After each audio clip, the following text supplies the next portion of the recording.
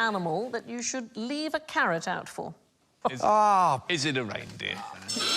Oh, no. Is it a spooky garden owl? It is a spooky garden owl. No. It's not a rabbit, is it a hedgehog? Did you say rabbit? Hedgehog. Hedgehog, no. Should he have said Is rabbit? it rabbit?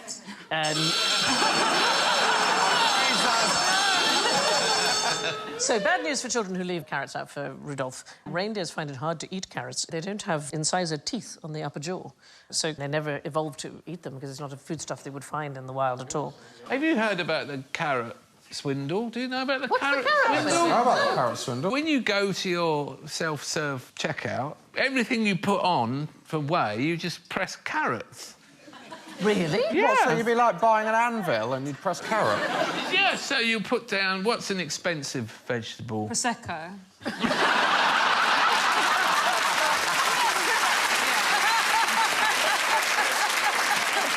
So are you paying everything for his carrots? I'm not doing it, Josh. I'm a very honest customer. Where did you learn this? From a reindeer. No, because what they found, Yeah. the supermarkets, the reason they started to become suspicious was because they were selling millions of tons of carrots and that thousands and thousands of bottles of Prosecco were being stolen. Wow. So they started to watch people, and sure enough, people just putting all their washing on the thing, pressing carrots and putting it in. All their washing? And it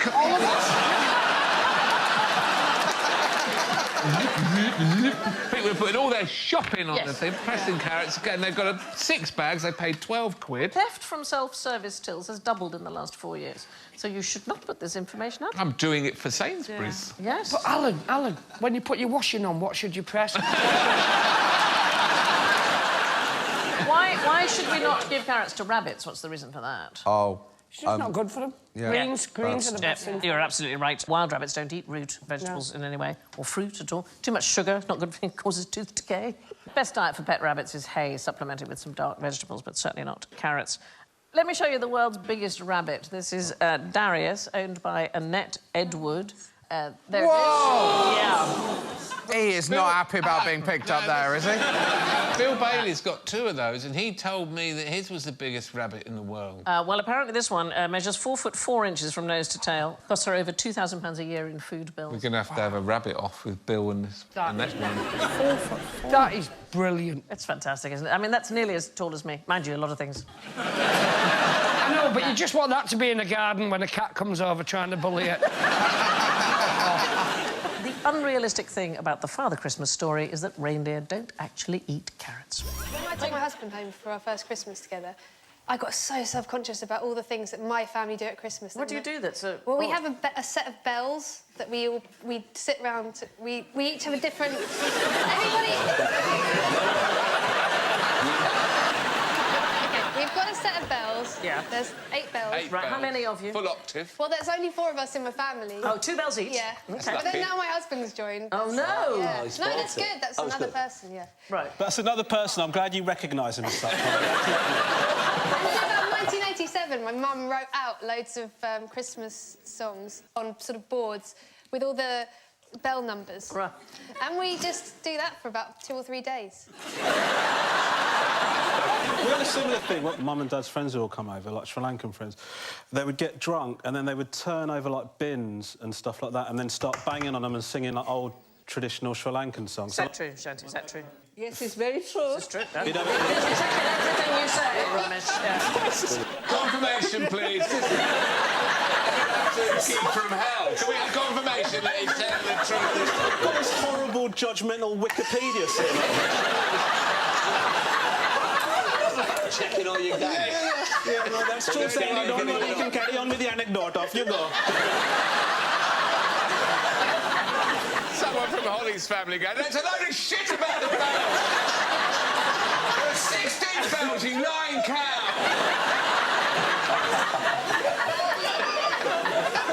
So, like, they would get, like, buckets and turn them over and then just, like, my dad would just be... like that for, like, hours. Do you 2 live anywhere near each other? Links up on a little tour, coffee and cream on the road. But then, one Christmas we did that, and then the next morning we took the blanket off the budgie cage and they were dead.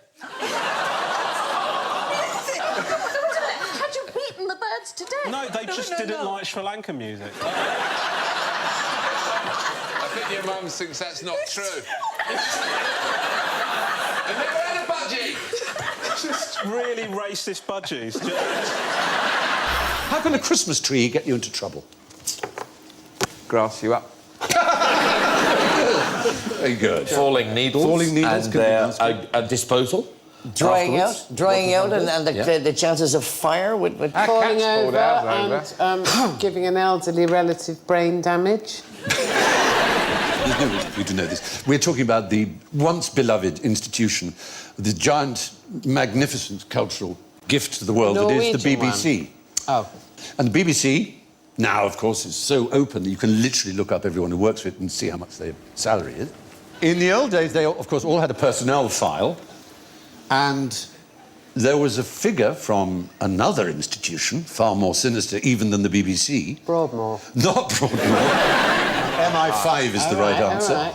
And if they thought anyone who worked for the BBC was... gay. Communist. Dodgy, communist, subversive... They would ask them to join immediately. There would be a symbol put onto their personnel file, Really? which resembled a Christmas tree. That's if you were It would look dodgy. like that. Oh. And Oh, no. the reason people thought it might be a Christmas tree was... Do you know what the German for Christmas tree is? Tannenbaum. Do you know the tune of the song, Oh, Tannenbaum? Tannenbaum, oh, Tannenbaum, deine Bottle. That's right, exactly. A Christmas tree, which is also the tune to... Though cowards flinch and traitors sneer, we'll keep the flag the red flag, exactly. And people thought, yes, power to the people. Can I just do my version of the red flag? Yeah, go on. Neil Kinnock's hair is deepest red, though most of it's not on his head. You would have laughed. Did it mean that you were a suspected communist? It isn't actually the reason that it's the Tannenbaum red flag. It's just a pure coincidence. People thought it looked like a Christmas tree, called it the Christmas tree, but the two arrows, it's actually just two arrows, mean refer upstairs. So if anyone was thought to, for promotion, and you saw their personnel file, you'd have to go up to a senior person and say, this person... And the last person... up for promotion. Anna Ford had one of those on her, the newsreader then. Blimey. Yeah, and it was because she'd once, had as a boyfriend a communist. Which, Jesus, in a free society. And they allowed her on the television. I know. Well, there you go. The BBC used Christmas trees to keep lefties off the telly. The practice stopped in 1985, and sure enough, they're everywhere. Yeah. Let me take you back now to your childhood and innocence. You remember all those white Christmases? Right. No? OK. No? I remember one. Yeah. 1971.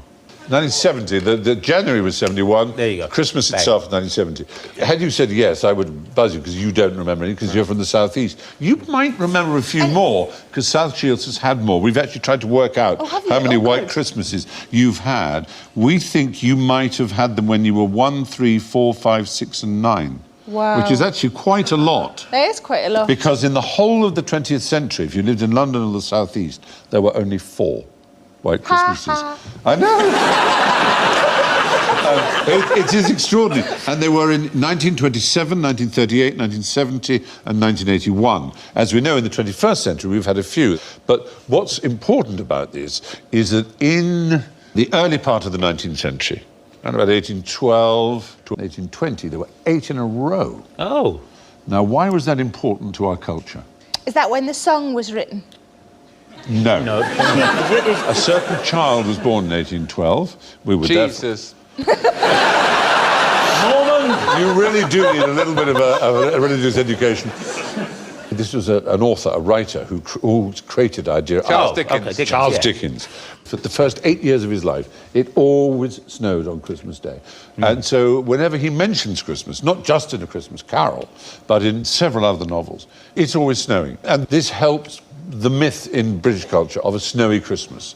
He also lived at a time known as the Little Ice Age. You know this, I'm sure you've seen paintings of fairs on the River Thames. Yeah. There were times when the River Thames froze so solidly, they would have fairs, not just fairs, they'd have bonfires on the ice. Those crazy cockneys. Yes. could guarantee... Light a fire up. Yeah. It's freezing. Let's light a fire on the river on the ice. What could possibly go wrong? But the odd thing is, nothing did go wrong, because it was so thick, the ice. The last Frost Fair, as they were called, was in 1813-14 on the frozen River Thames. Wow. But anyway, this century we've had more White Christmases, as we know, but only 4 in the entire 20th century, and only 2 in our lifetimes. Yeah. More in Scotland. I'm really being very metrocentric here, and I apologise for that. But that's just the fact of the matter. Now, it's time to wrap our presents in the Great QI Wrapping Race. OK, so under your respective desks, you're going to find paper and scissors and tape, and I would like you to beautifully wrap the things you've got. So, Ramesh, you need to wrap the game that we've got there for you, and if you could find the best way...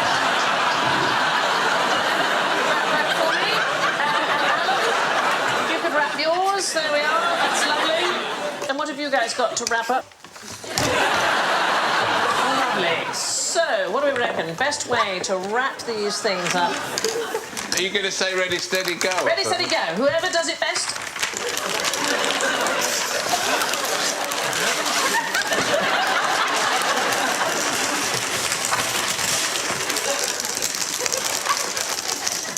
Wow, Jason, that's... yeah. That's good. I think I've finished, Andy. OK, let me see. Alan is the winner, I think. OK.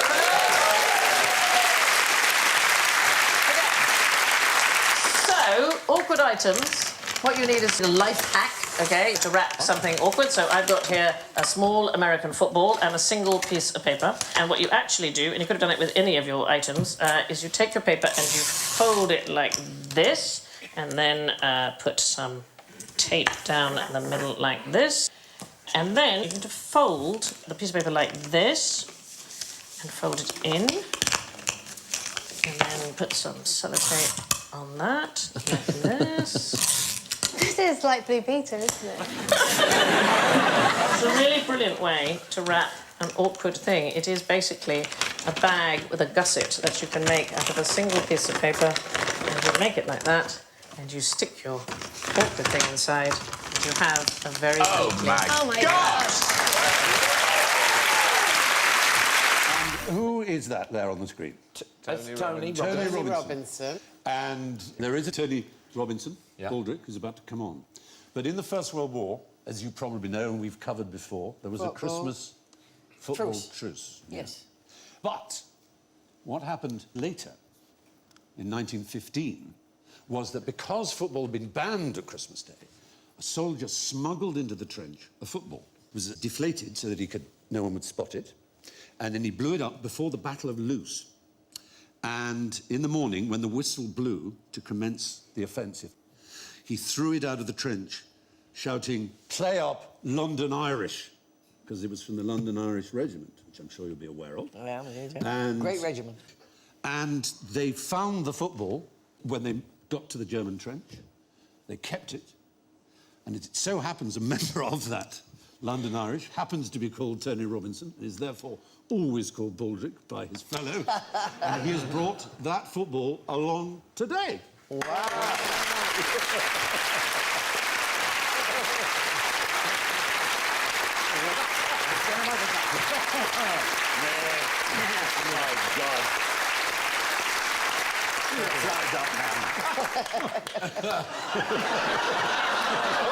Christmas came out. Darling, take that man's name and address. When they said This really is Tony the football. It is indeed just the football. And where is it kept? It's kept in the museum, which is now down in Camberwell at the London Irish Rifles. Is it called the London Irish Regiment or the London Regiment? We're D Company London Irish Rifles of the London Regiment. Right, D Company. And it's still an active regiment in the British Army, and we have some of your fellow soldiers over here. If you'd like to stand up, here they are.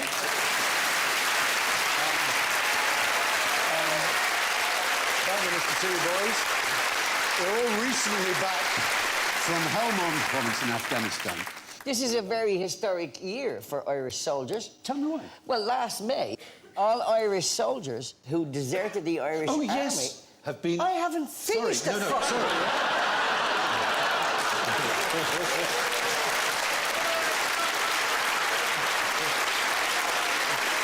I'm so ashamed. All soldiers who deserted the Irish Army in both First World War and Second World War periods and joined the British Army to fight for the British Army were granted a pardon.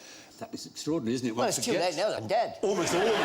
Almost all of them are dead, but it was true, wasn't it, that if you were Irish and anti-fascist, say, yes, and you wanted to fight for the Allies against Germany, and so you joined the British Army, it was considered by the Irish government that you were a traitor. Correct. You got no pension, you couldn't work for the government. No. And you could barely go home. And yeah, indeed.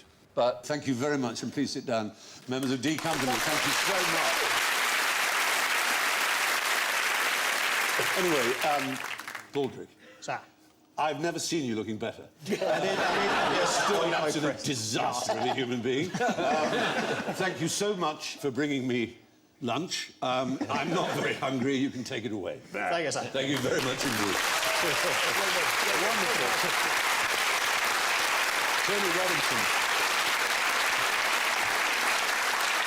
So, yeah, that football you've just seen was kicked right across no man's land by Rifleman Frank Edwards and the London Irish in 1915. What does the Queen do after Christmas lunch? That's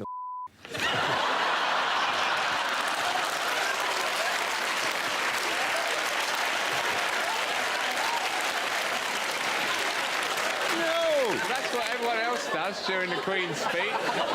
Do they? They go for a walk. They go to church. No, they go to church in the morning, definitely, St Mary Magdalene in Sandringham, but they've furnished us with remarkable details, I have to say, the royal family. Does that mean that somebody from the office is going to be tuning in to see how these details were handled? Yes. And are likely to be thrilled at the sensitive way in which the Queen's Christmas Day has been described. So far, that's why I've been wriggling slightly. But just to get it out of the way, the answer is she goes into the saloon and watches herself on television. On Christmas Eve, right, they gather in the White Drawing Room at Sandringham around a 20-foot Christmas tree cut from the Sandringham estate. And I want to add here, at the risk of being booed, that I get my tree from the Sandringham estate. It's decorated by the Queen herself. What, your tree?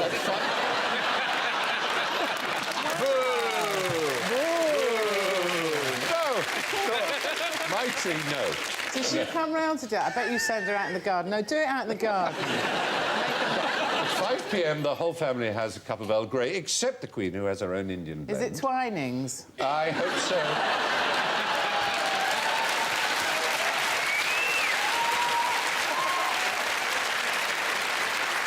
This is turning into a massive embarrassment all round.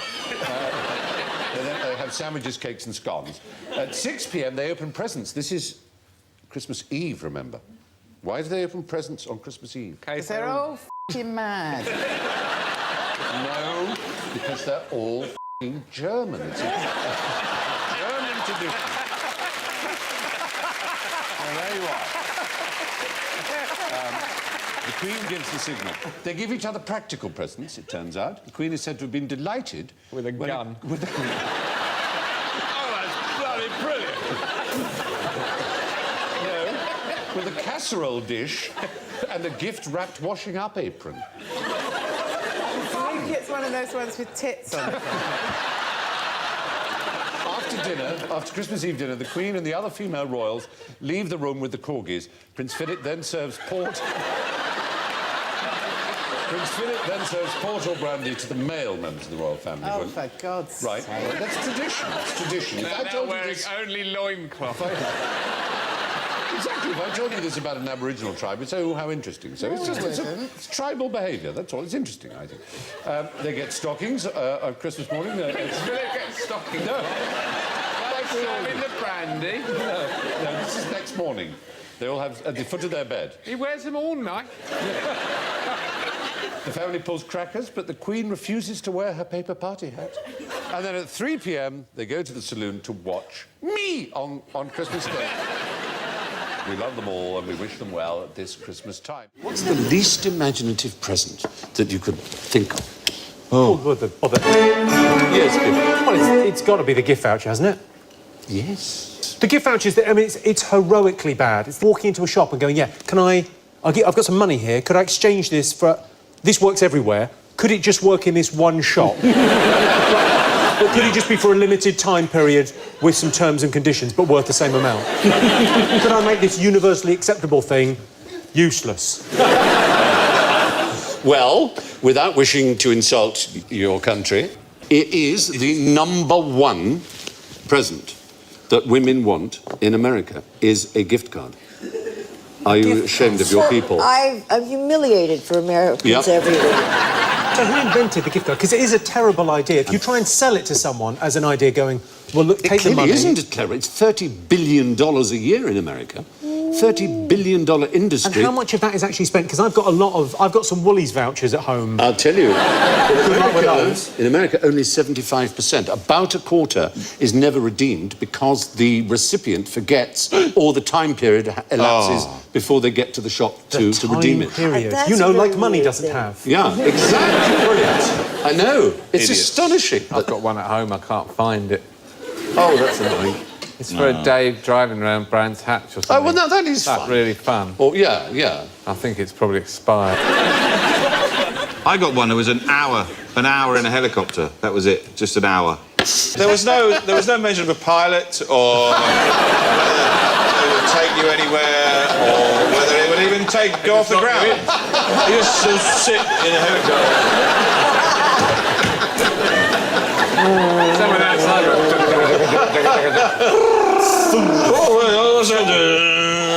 Ouch! Come on, let's go on. I never redeemed it. It was a shame.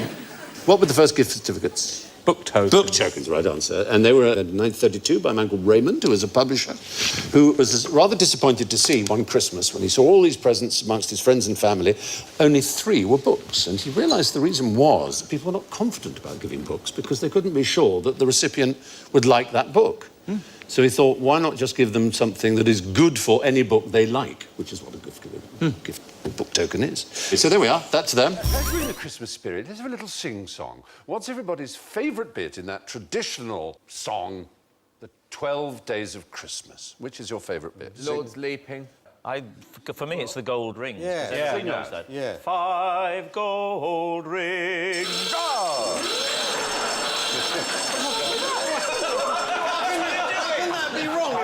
What his favourite? He's leading the witness. I asked what his... I asked what his favourite bit was in the traditional English song, and it's not traditional. It's a recent addition.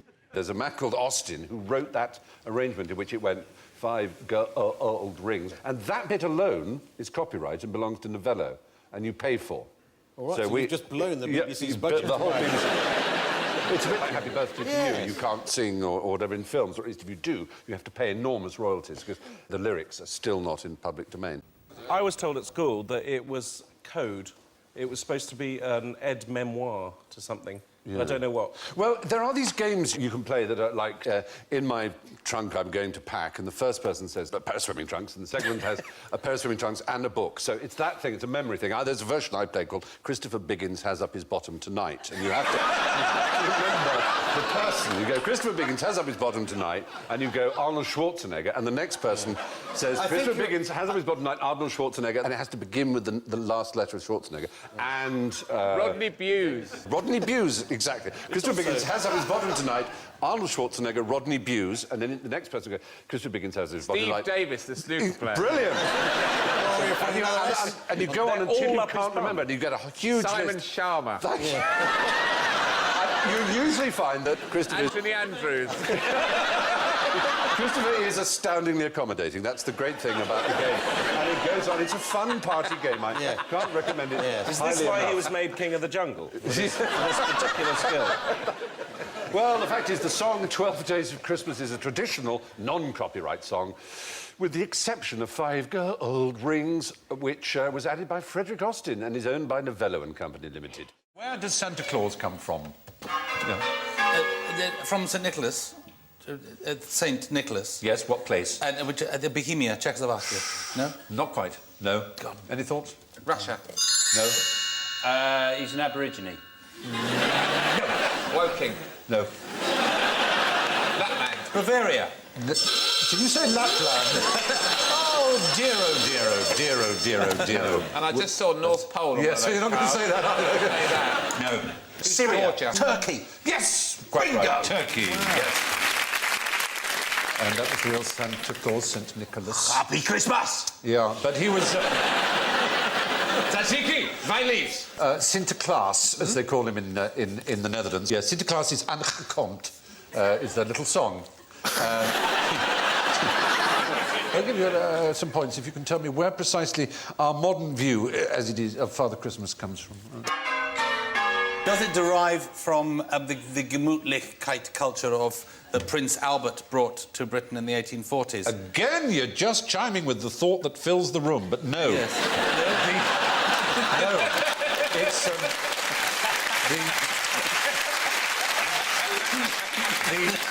No, the Schleswig-Holstein Gemütlichkeit culture is not an issue here. It is a very extraordinary thing. I want to take you to the year 1822. Oh, when Schubert wrote the Unfinished Symphony. Something else happened. A poem was written, which absolutely gave us, for the first time ever printed or ever recorded, as far as we know, the idea of the white beard, the red coat, the stockings, the chimney, the presents on Christmas Eve, the whole thing. Americans still quote it every Christmas time. It was the night before Christmas. It was the night before Christmas. Clement Clark Moore, who was professor of Hebrew. The poem was called A Visit from St. Nicholas. Off his face on laudanum, just sitting there. A big fat man with a beard and a red coat. This is fantastic. And he's got a sack full of gripples. No. Where do the Christmas celebrations always end up in a fist fight? My house.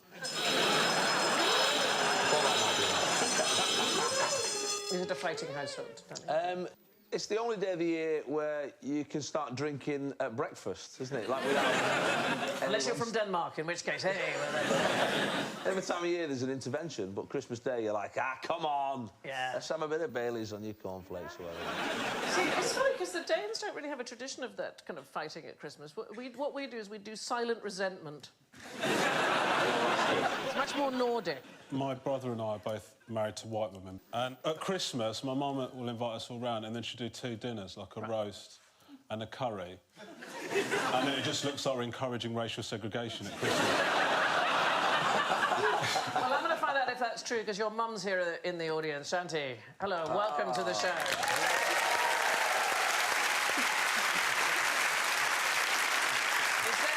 Is there fighting at the holiday season? Is there fighting? They do. They do fight. Yeah. They do fight, yeah, both of it. Well, my mum is... it's lovely to have you here, Mum.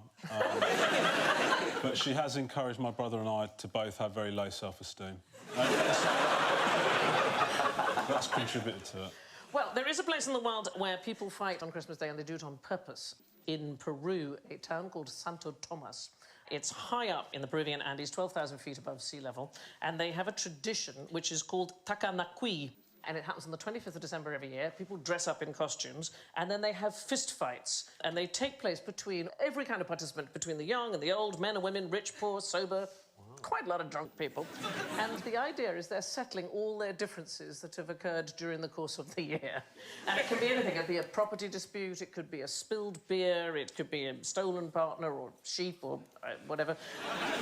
There's a cultural sort of outreach thing in Crawley where we sort of celebrate that as well. It's called Weatherspoons.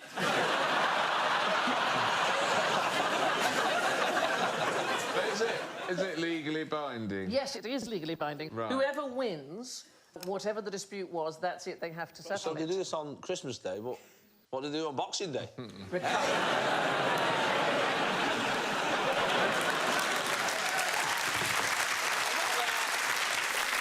It's good to have an element of panto in the show, which I like. He's behind you. We got your career.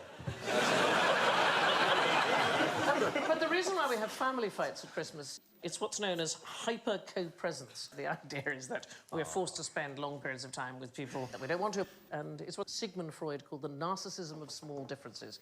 We just have our own family Christmas now with just me and Katie and the 3 kids, and that is brilliant. I thought my children, when they grew up, would go away, and what they've done is gone away and brought back other people I don't know. What's the worst thing about Christmas lights? Oh, they get terribly tangled up, They do. don't they? The worst thing that I've encountered about Christmas lights is they get in the way of the remote control. They do interfere with your Wi-Fi. Yes. Do they? Yeah, the microwaves which come from your Wi-Fi router are quite weak and they can get blocked by stronger signals, and indeed the Christmas lights would be a stronger signal. The man across the road from me changes my channel on my television. You must ask him not to sit next to you. No. He sits across the road and he changes my channel. What's in that shite? He goes... Highland Games for you.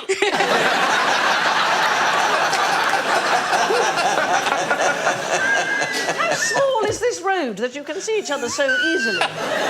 You live in a little model village. I know. Susan Carman from Toy Town.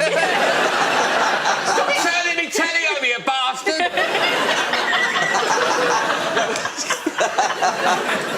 No, you forgot to open the little curtains.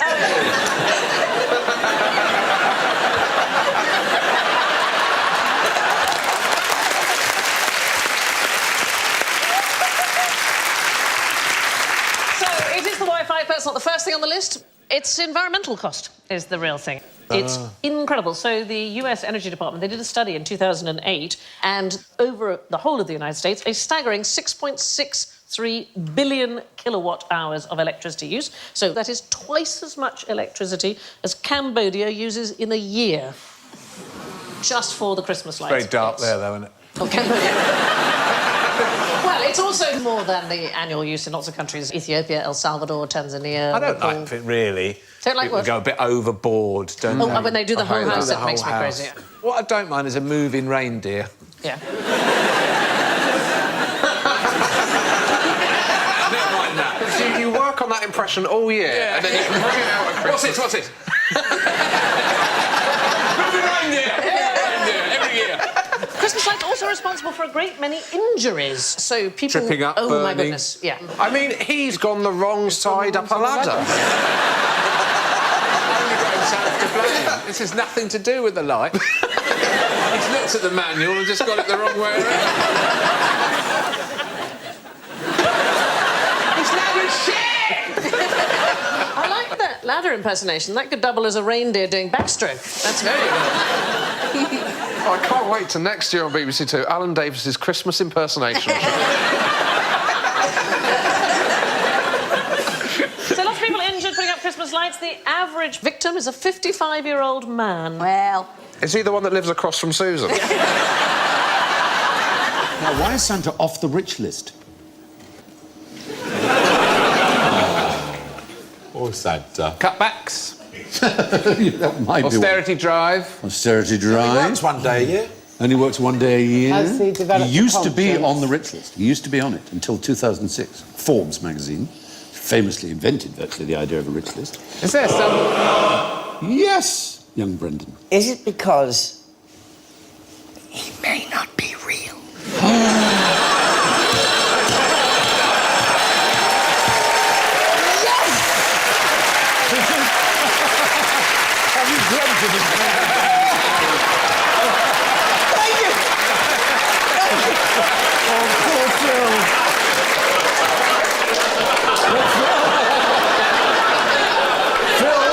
That got to Claxon, so that can't be right.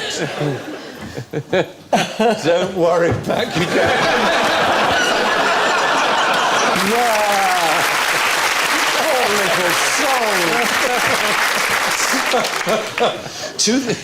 Forbes magazine genuinely publishes a fictional rich list.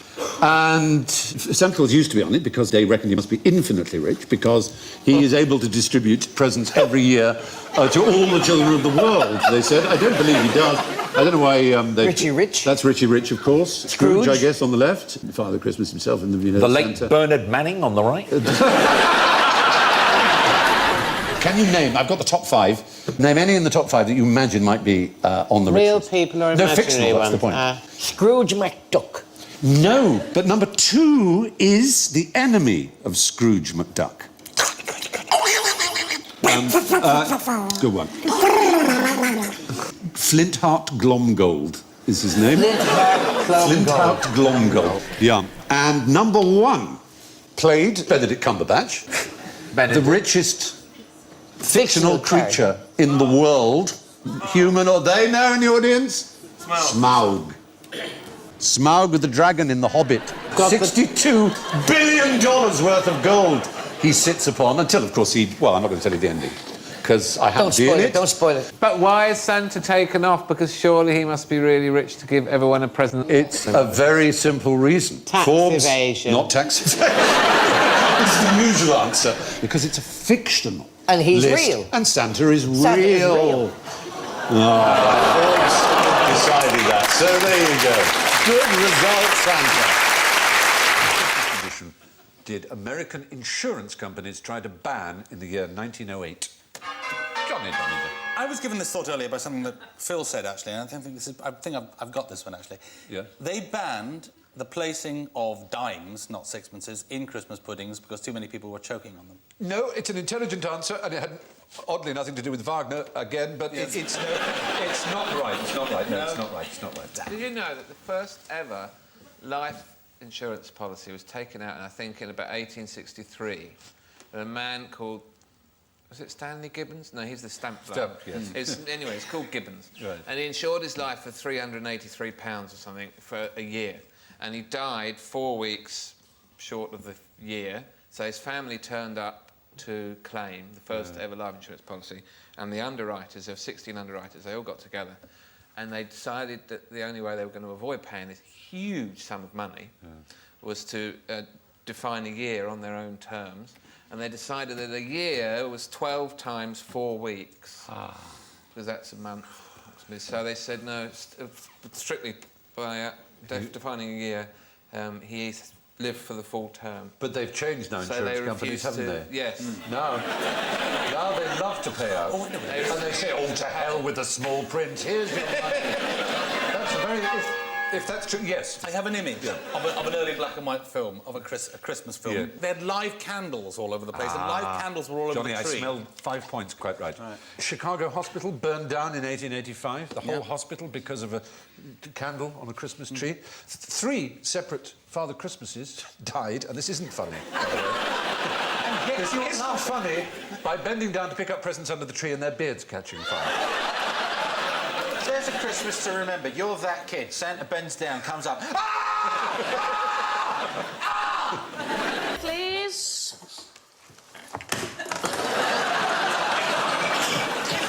Now, which king appeared on the first British Christmas stamp? George V. Wenceslas. Yes. Yes.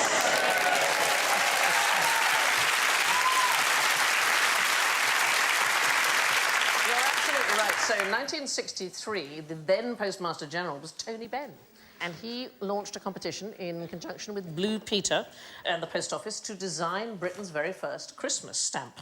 And 6-year-old Tasvia Shemza, that's her there on the right, she won with a Good King Wenceslas design. And James Berry, next to her, he got a 1 6 stamp, but here is her stamp. So he was the only king on the stamp, because, of course, the monarch is Queen Elizabeth II. And Tasvia is in the audience. There she is. There she is, all grown up. Oh. Congratulations.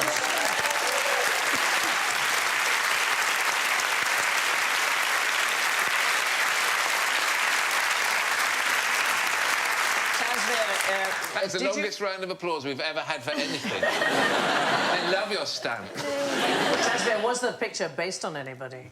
Well, it was indeed, yes. It's not King Wenceslas, as people say. It was actually a picture of my dad. Oh, a picture of your dad! There he is. I think you did very well with that. Sorry, if your dad is wearing that hat, I think he's a bit above his station, isn't he? What I love about this is the stamp was issued in 1966. So, in fact, Daleks, which were introduced in 1963, are an older Christmas tradition than Christmas stamps here in the UK. More than £20 billion gets spent in the UK each Christmas, and 1/3 of all books, clothes and toys are sold in the last 8 weeks of the year. 150 million Christmas cards get sent, 7.5 million trees are decorated, and we buy enough wrapping paper to gift wrap Guernsey. So, let's just take a few moments then together and try to remember, why is Christmas Day on December the 25th? Ring, ring, ring a ding. It's the birth of our Lord Jesus Christ. Wallamy, wallamy, woo. Well, I thought we'd get it out of the way. Yes. Is that a very, very small fire, or are those huge stockings? It's a midwinter solstice. It's a pagan festival that's been appropriated by Christianity. There is a great deal of truth in that. Do I get the points back? You will certainly get some back. It was indeed, there's a Teutonic, Celtic and pagan view that if you survived the winter solstice on the 21st of December, you have a feast to celebrate. But also, there was the Roman god. Was it Saturnalia? There was the Saturnalia was also at that time of year, but there was Mithras. Just the two of them were there? Well, there are amazing things claimed about Mithras, and I'll read you some of them. He was a saviour, Mithras, sent to Earth to live as a mortal, through whom it was possible for sinners to be reborn into immortal life. He died for our sins, but came back to life the following Sunday. He was born of a virgin on December the 25th in a manger or perhaps a cave, attended by shepherds, and became known as the light of the world. He had 12 disciples with whom he shared a last meal before dying. His devotees symbolically consumed the flesh and blood of him. Because Mithras was a sun god, he was worshipped on Sundays. Is he a tribute band? He's often depicted with a halo around his head. Oh. And Mithraists gave each other gifts on December the 25th. The leader of the religion was called a Papa, and their HQ was on Vatican Hill in Rome. And you're kind of writing off the chance that this was just a massive coincidence. And then one day they all went to the Vatican and went, what? Hang on. Well, a lot of Christian scholars have since been very angry at some of this research which came out in 1903 about Mithraists, and they claim it's nonsense. There's a few flaws, though, aren't there? I mean, I've never heard a bloke go, oh, Mithras, when he's coming. Have you? No, you're right. I'm not sure that Christians would point to that as somehow a vindication of their religion. It's certainly true that there are dozens of religions in world mythology that have had visits by wise men, kings who've killed children to stop the new king being born. There's a great deal in Christianity that is traditional. And however wonderful people think the story is, it's frankly not original. This is an interesting direction to start your Christmas special with. Well,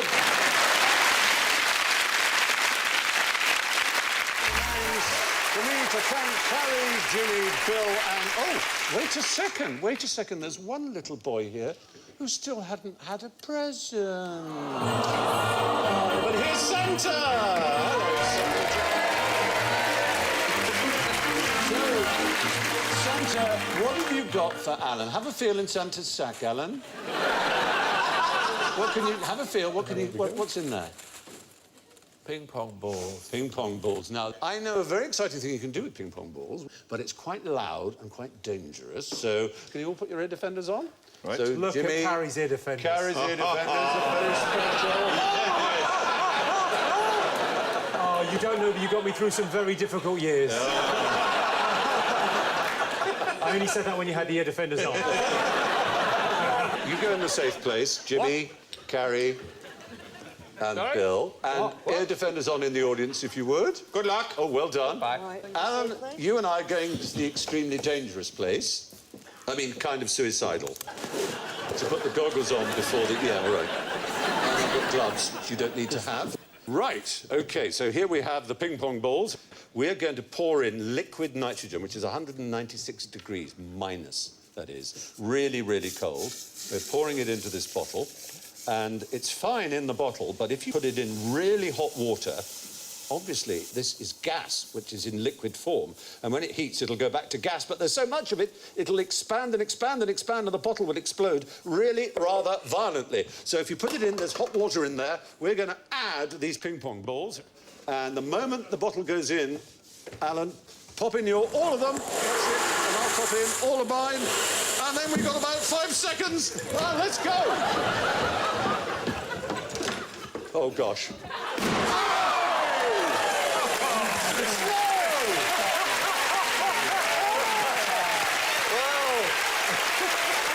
Ladies and gentlemen, That's great.